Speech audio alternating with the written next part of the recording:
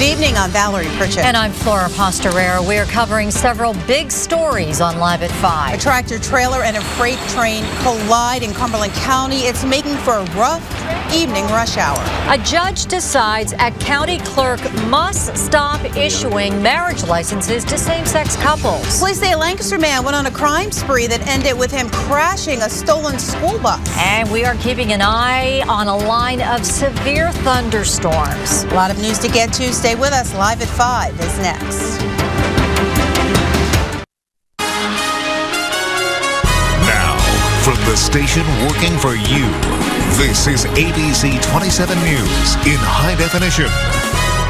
Happening right now in Cumberland County, a crash involving a freight train and a tractor trailer is causing delay during the rush hour. And as you can see, the train is derailed and the tractor trailer badly damaged. Good evening, I'm Valerie Pritchett. And I'm Flora Pastorera. We'll get to that story in just a moment. But first, you can see it right now, right there on radar. Round 2 of severe weather is sweeping through the mid-state right now. This morning, we got slammed with thunder, lightning, and heavy downpours. Eric is in the Storm Track Center with the very latest. Eric.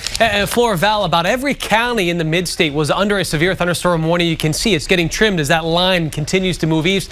Let's show you that line and zoom in because now it's mainly in Lebanon, York, and we'll be heading into Lancaster County. Now, Lancaster County did have a few a little bit earlier, but we've got a lot of lightning. This is moving through the York Fair right now. And the good news is it's only going to last about a half an hour, and then it's going to be pushing east. So about a ½ inch of rain expected. Let's remove the lightning so you can see the intense rain that we see in the core of this line here, moving right through Manchester, the city of York, heading towards Red Lion and Dallastown as we speak.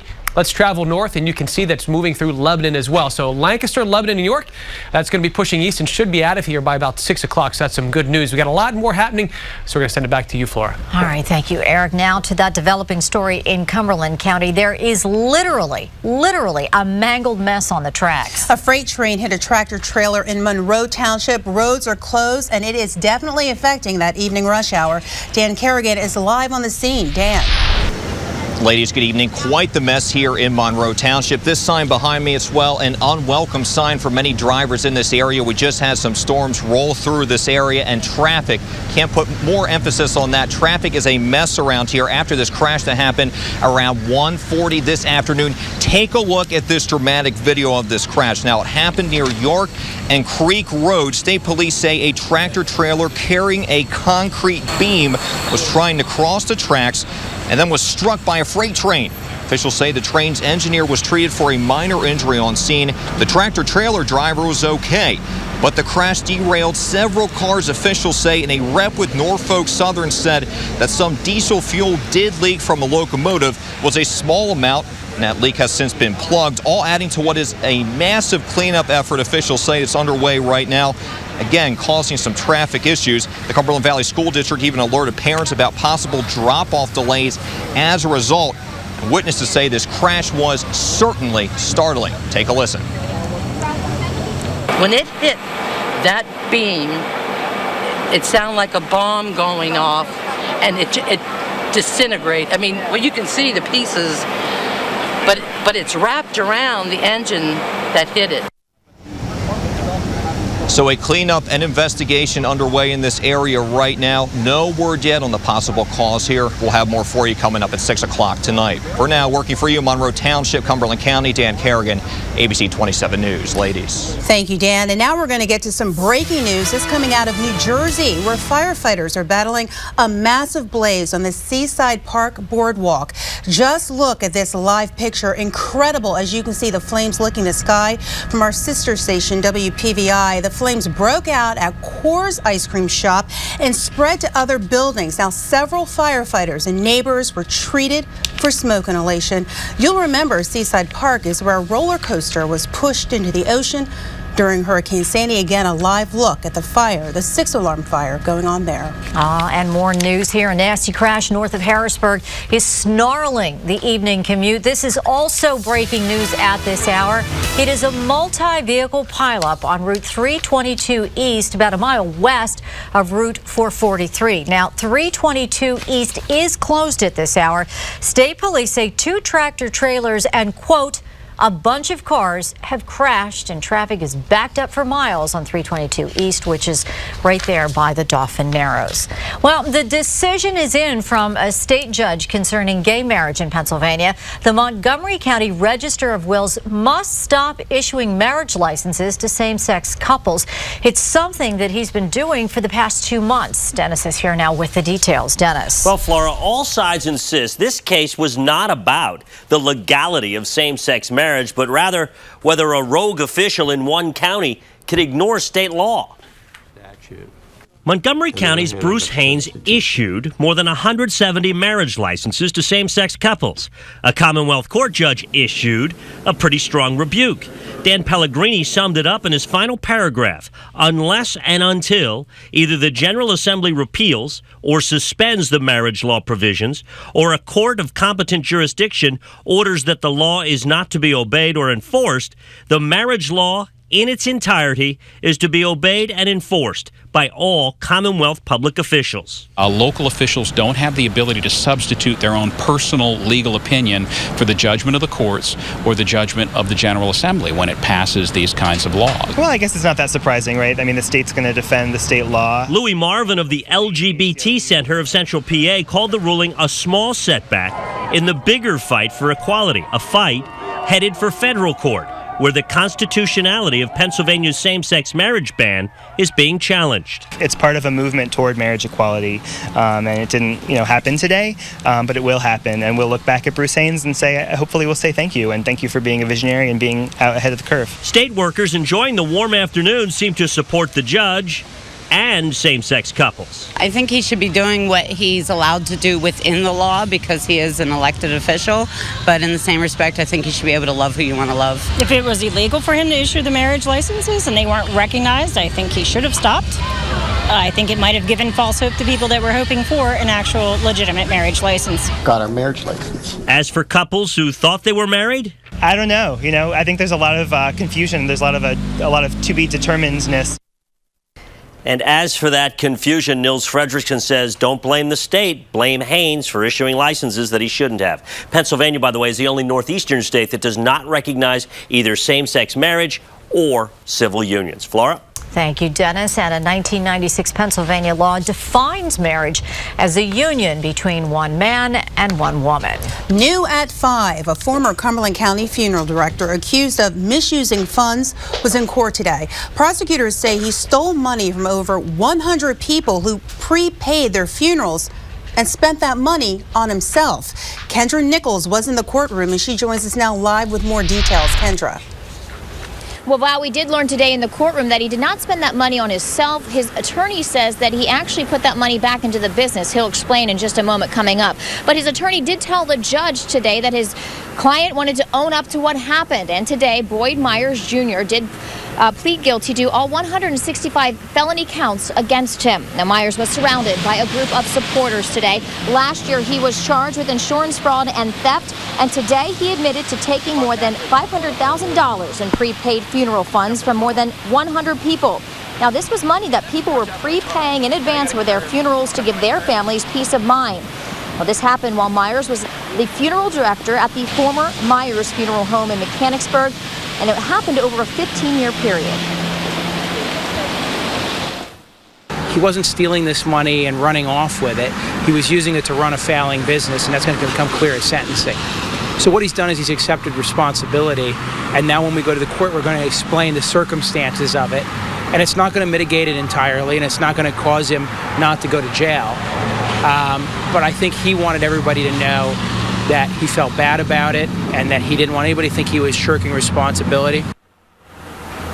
The Funeral Directors Association did release this statement in response to his guilty plea. Mr. Myers' guilty plea is long overdue. His actions are a disgrace to all the hardworking, honest, licensed funeral directors faithfully serving families across our Commonwealth. Crimes like these deserve the maximum prison sentence allowed by law. Mr. Myers should also be ordered to pay restitution to all parties involved. Now, something we want to explain, that this was an open plea, which means there was no sentence agreement. Sometimes when somebody enters a guilty plea, they agree to the sentencing. That did not happen in this case. And as you heard his own attorney say, he does think that he will spend some time in jail. His sentencing is now scheduled for November 26th.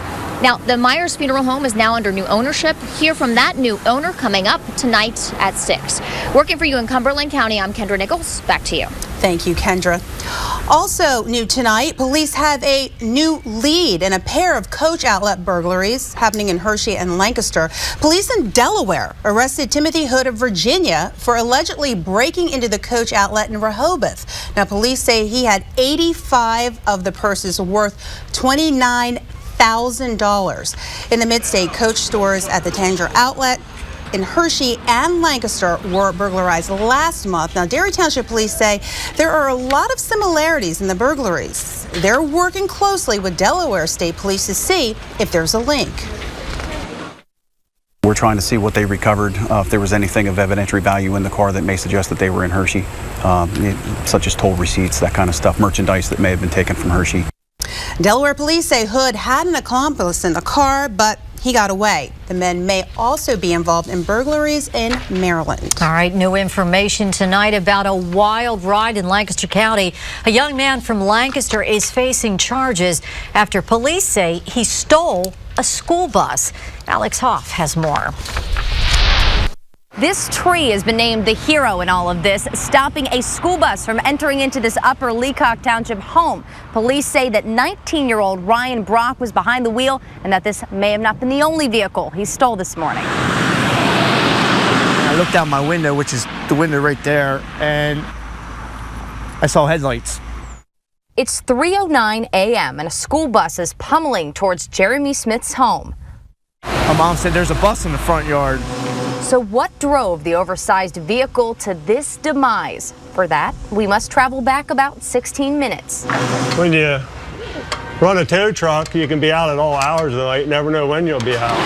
2:53 a.m. Police say a driver fled the scene of a nearby hit-and-run accident. Suddenly, police say they heard a bus start up from the Conestoga School District lot. It burst through the gates and back through the scene, almost hitting officers. As police chased that bus up Route 23, Kirby Hanna was heading to the scene of that hit and run to tow the damaged car. So I just sort of drove in around all the police cars and stuff. But when he arrived to the shop, he found the door of Steffi's garage busted down. So then I called the dispatchers back and told them that I'm unable to respond due to someone broke into our shop and stole a vehicle. Same one he was called in to tow. Police say in its place, 19-year-old Ryan Brock left another stolen vehicle without fuel. I'm just guessing that maybe he was getting low on fuel and he's going to get another one with more gas and continue on his binge. Needless to say, that binge didn't last much longer. Police say that once this bus came to a stop, this situation was not over, that Brock had refused to get out of the vehicle. They had to tase him and then found out that he had a large kitchen knife on him. He was the only one to receive minor injuries. Working for you in Lancaster County, Alex Hoff, ABC 27 News. And this investigation spans several townships, even state lines. Brock has also been charged with stealing a school bus in Delaware last month. In the sports world, it must be a win for Harrisburg. Tonight, the Senators are on City Island, and Greg Mason's there. I'll have a live report coming up. And later, paying restitution behind bars. York County wants inmates to do that. Stephen Fisher looks at the pros and cons. And, you know, it still feels like summer outside, but autumn is just 10 days away, and it's planting season. Our garden guru has a growing guide for fall bulbs.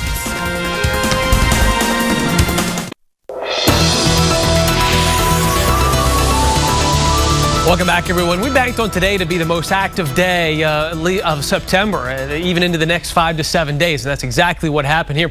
We still continue to see severe thunderstorm warnings for portions of York, Lebanon, and Lancaster counties. This line continues to track east. Behind that, if you're worried about this evening, there may be a leftover shower in spots, but I mean, the bulk of this is this line that we see moving through the mid-state, and now that's pushing east of the Harrisburg area. Let's just zoom down and show you some areas. It looks like it's going to continue to move east, so the York Fair not looking too bad for the rest of this evening. This is really a line that's going to affect your backyard for about a half an hour. Then it clears out. A lot of lightning from Stewartstown to Crossroads. Just east of York now, Windsor. Let's just slide north, East Prospect, Columbia. seeing that. So along the river routes there, and then let's travel a little bit farther to the north here. So from Mount Joy, we take you up towards now Schaeferstown. It's beginning to clear out of Schaeferstown, Lebanon County. So mainly across northern Lancaster, and what we see sliding south here in eastern York County on the doorsteps of the city of Lancaster right now. As a matter of fact, it is pouring, is what we see here at Millersville University. 75 degrees, that rain cooled air, though. It's going to be dropping down about 70 here soon. So we're seeing that rainfall moving through Millersville now. Let's travel a little farther west. The skies are starting to brighten a little bit at the ABC 27 Bureau in Carlisle. But check this out. Nothing but sunshine here now at Murph Radio in Lewistown. So this is what we're anticipating happening here over the next hour to 2 hours. That's why I said if you're concerned about the rest of this evening, as that line moves through, we will be drying out here and not going to rule out a stray showered spots, but the worst will be pushing east. And rainfall, this is including what we saw this morning. We had a handful of storms this morning. So over 1.5 inches at Wildwood Park, Duncannon at 1.25 inches, Hershey and Harrisburg there over 1 inch. And we're looking at other places, Camp Hill, Dillsburg, Red Lion and Hanover, anywhere near a 1/2 inch to almost 1 inch of rainfall. And that's good. We needed some rainfall. Right now we'll take whatever we can get because it's going to be dry now of what we see in the foreseeable future here. You see this arc really separating. This is the actual cold air itself beginning to move in. So yes, prefrontal lines of storms have been moving through, but the actual cold front will be arriving later tonight into tomorrow morning, and it will be cooling us off. So we see 60s to the west, 70 in Harrisburg. Philadelphia, though, still nearing 90 degrees. That front has to push through. So a lot of the active weather ahead of this prefrontal line. There is the cold air that we're talking about that's going to be driving south. That's the big story heading into tomorrow, Saturday, and Sunday. And as Brett mentioned, he mentioned it very well this morning. It's going from summer. We're really switching seasons in about 12 hours. So here's our precision cast. That's why I'm not going to rule out a chance of a shower or two as we head towards the later evening hours. But as I mentioned, the bulk of this rainfall and storm activity is happening as we speak as it pushes east. Friday morning here, we're looking at some clouds, but then we get this northwesterly flow. You're going to see these clouds bubble up during the day tomorrow because the air in the atmosphere is so much colder than the surface. More than likely, though, we're going to be staying dry. It's just you're going to see a breezy, what looks like a fall day here for tomorrow, and temperatures will be reflected too. Here we are tomorrow morning at 7 a.m. around 60 degrees.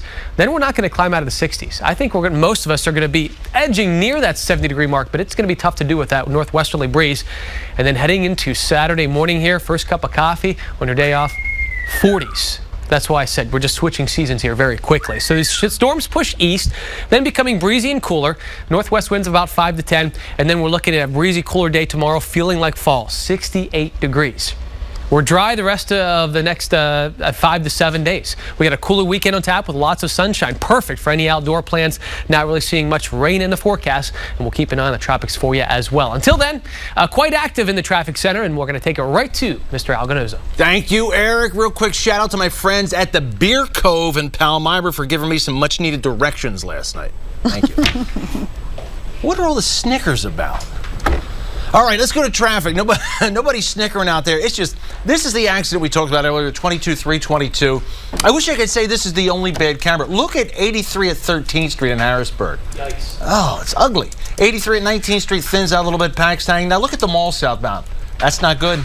That is not good. 81 in Dauphin County. That is busy northbound. That's actually loosening up a bit. And at least it's dry and brighter at 22-322. We also have an accident, Route 30 at 283 down in the Lancaster area. I don't think I have a camera that is near there. I'm going to check real quick, and we got to get going. Where is that? Here it is. I might see some of the back up there. Oh, we see some of it. All right, I'm going to keep my eye on the pulse, finger on the pulse. Eye on the cameras. Be back in 35 minutes.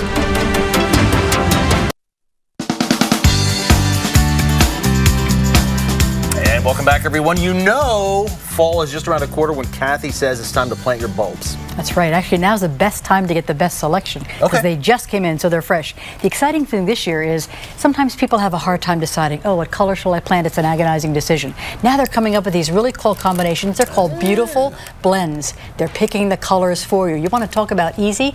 You know, I can't decide pink or purple. Do both. They blended them for you, so it's 2 colors in one. Remember, this one is a very cool allium. If you're familiar with allium, there's now a red allium. Mix the two together. Wow, spectacular. As always, good old azaleas, big bright yellow, herald spring forever, and hyacinth for fragrance. Remember, when you're planting your bulbs, make yourself life easier. This is really cool. Digs the hole, even measures the depth you dig it to. See, isn't that cool? Or if you're really lazy, you can use this one. You put your foot on this and push it right through. Don't forget to use some bulb tone to keep your bulbs happy, and away you go. So now's the chance to think about those flowers in spring. Plant them now. And these are tulips, right? Do I still have tulips. time? Fink went so long, I got to wrap it up now. But thank you, Kathy. He tends to run over. All right, we'll be right back after this.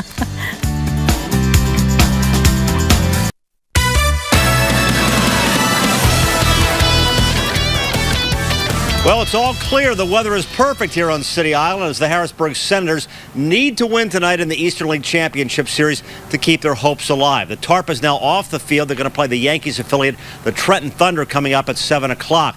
The Senators have lost the first 2 games of the best of 5, which means they need to win the next 3 to keep their hopes alive. I want to show you what happened last night in Trenton. There's been nothing fancy about the wins in this series at all. Last night, after losing Game 1, this was Game 2 in Trenton. The Senators were down 1-0 in the 4th inning. When Jared Head got a base hit, the game was tied at 1 apiece. And then with Trenton up 3-2 in the 6th, Head got another hit. Senators tied it at 3-3, and as we said, nothing fancy here. Trenton got 2 runners on with back-to-back walks, and then Reggie Corona got a base hit, and the Senators lost the game 5-4. So now the problem very clear. You got to win the final 3 games of the series. The good news is all those games are at home, and here's the rest of the schedule. Game 3 is tonight. If they win tonight, there'll be a Game 4 tomorrow. If they win that, there'll be a Game 5 on Saturday night, but it's one at a time, 7 o'clock. For all the starts. Other things coming up. Tomorrow you can watch the Cumberland Valley McDevitt game live on our website, abc27.com. Tomorrow we'll have a link on our sports page so you can click on and watch the big Cumberland Valley McDevitt game. That game, of course, part of the 3rd week of high school football. Friday night football continues. Week number 3, 11:30 tomorrow on ABC27. Then triple header football, ABC 27 Saturday, UCLA, Nebraska, Tennessee, Oregon, and then Notre Dame at Purdue. We'll be back at 6 o'clock with more on this series. Turned out to be a beautiful night. It looked like the end of the world driving down here, but the rain has stopped. Tarps off the field. Come on out. It's intense. It's much different than the regular season. It's a lot of fun. We're live on City Island. We'll see you again at 6 o'clock. All right. Thank you. We'll be right back.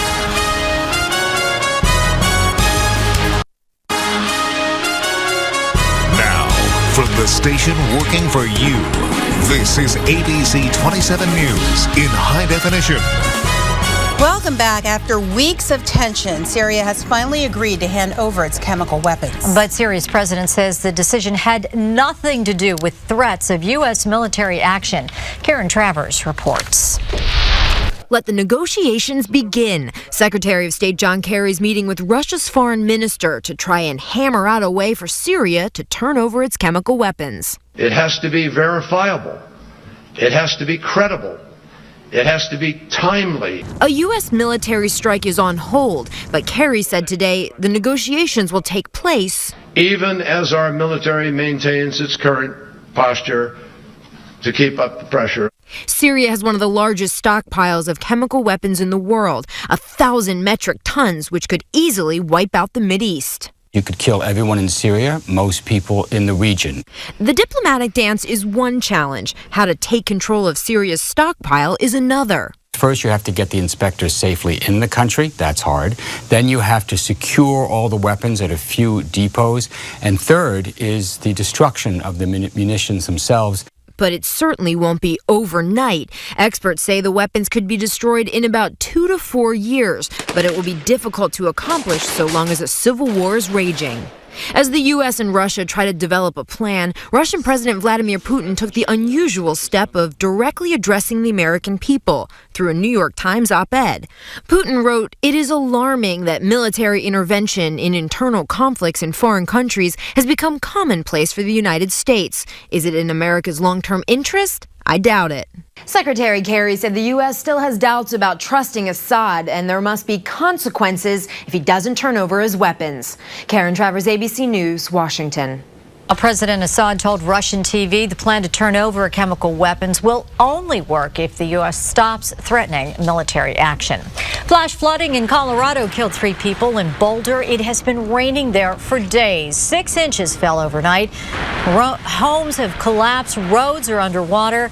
Mud and rock slides have closed major highways. Boulder County is experiencing a disaster today that is broad in scope and very dangerous in nature. We know that we've lost lives. Now, the University of Colorado also had to cancel classes since much of the campus is flooded. And turning to local headlines, police in Lancaster need your help locating a man they say exposed himself to a woman outside of a church. Sunday night, police say the woman was sitting on the steps of Redeemer Lutheran Church along Pearl Street when the man performed a lewd act in front of her and then tried to stick his hand up her skirt. The suspect fled the area after the victim ran away. Also in Lancaster County, police are looking for 2 people who may be behind a string of home burglaries. Police have charged 28-year-old Brittany Severt and 38-year-old Clifford Bell for a burglary on Drager Road in Rappo Township last month. There are also suspects in several other burglary cases. If you have seen either of these 2 in the past 3 months, give police a call. Should inmates have to pay restitution from behind bars? Well, that's what officials in York County are debating. The money taken from a prisoner's personal account will go to victims and taxpayers. Stephen Fisher reports. Well, depending on who you talk to, this idea has both pros and cons. Now, I did speak with 2 county officials today, and they both tell me it's a matter of common sense. However, they each have opposing views. Currently, restitution for crime victims is paid once the person who committed that crime is out of jail, but that soon could change. If you're getting monies into your inmate account, that crime victim is going to at least start to be made whole, start to get their justice from that criminal defendant rather than waiting for them to be released from prison. York County Clerk of Courts Don O'Shell says he wants inmates paying restitution while they're still in prison. I'm kind of surprised by the pushback I'm getting. To me, this is common sense. It makes sense for the victims, it makes sense for the taxpayer, and I'm surprised by the resistance to it. Inmates at York County Prison use money in their accounts to buy things like snacks, sweatpants, and haircuts. But some of that money also goes towards preparing them with re-entry programs. That money's used over $500,000 a year that's used towards GED classes, it's used towards HVAC classes, culinary classes. So we're getting these people equipped that when they hit the streets again, that they'll have some education. But one York County commissioner is opposed of the idea. It really doesn't make any sense. It's better to rehabilitate them. In fact, Chronister believes the new approach will do more harm than good. I would highly I recommend not to do it because I think it's more of a detriment for the people to get the money for restitution. And the final decision on this inmate restitution debate is expected sometime this fall. Working for you in York County, Stephen Fisher, ABC 27 News. Other counties are also looking into this. Lancaster is scheduled to do it shortly, and Westmoreland County in the western part of the state just recently started in July. In Dauphin County, Bishop McDevitt High School hosted a state house hearing on a new cyberbullying bill. The bill would amend current law and make the online harassment of a child a punishable offense. McDevitt officials say they've seen a rise in cyberbullying cases, and the bill is needed. We need some direction and some guidance as far as how to deal with cyberbullying issues, and this certainly gives us some of that. Critics say while the intent of the bill is noble, they worry it would infringe on a person's freedom of speech. New tonight, there's Amish country, Civil War country. How about craft beer country? There's a new program designed to attract thirsty tourists to central Pennsylvania. Dave Marcheski is live in Harrisburg with the details. Dave. Oh, for a rollout, the Barrel Craft Beer Country is here. Tourism officials say it'll be a keg of fun for tourists and locals alike. But this new program is not just about drinking good local beer. It's really about tapping into a booming moneymaker. Take a second. ABC ist wunderbar. Cheers to Craft Beer Country, a new vision with taste. Meet Jason Reimer, president of the program. I'm the Earl of Beer Country, that's right. He and tourism officials recruited the area's premier brewmasters. Stretching from Carlisle to Ephrata, a dozen breweries stuck a flag in this hoppy union. With a $50,000 Dauphin County Economic Development Grant, Craft Beer Country will be promoted for more than just drinking area ales. They're going to have a world-class experience. All 12 breweries believe in education. They believe in the art of making a great beer. Every year, the mid-state beer industry pumps $2 billion into the local economy, nearly $9 billion in Pennsylvania alone. Harrisburg beer maker Appalachian Brewing Company is eager to go from grains to glass to pockets. We want those tourism dollars brought into our area. We want to keep them in our area. We want to use them in our area and spend them in our area. Craft Beer Country offers another option for tourists in town for conventions, shows, and business. Believed to generate millions more just by cracking a cold one. We're giving people a reason to stay an extra night or come to this region and enjoy our restaurants, our shopping, our spas. Now, for every one brewery job, there are 45 other jobs because of that in manufacturing, retail, and distribution. Currently, there are 15,000 different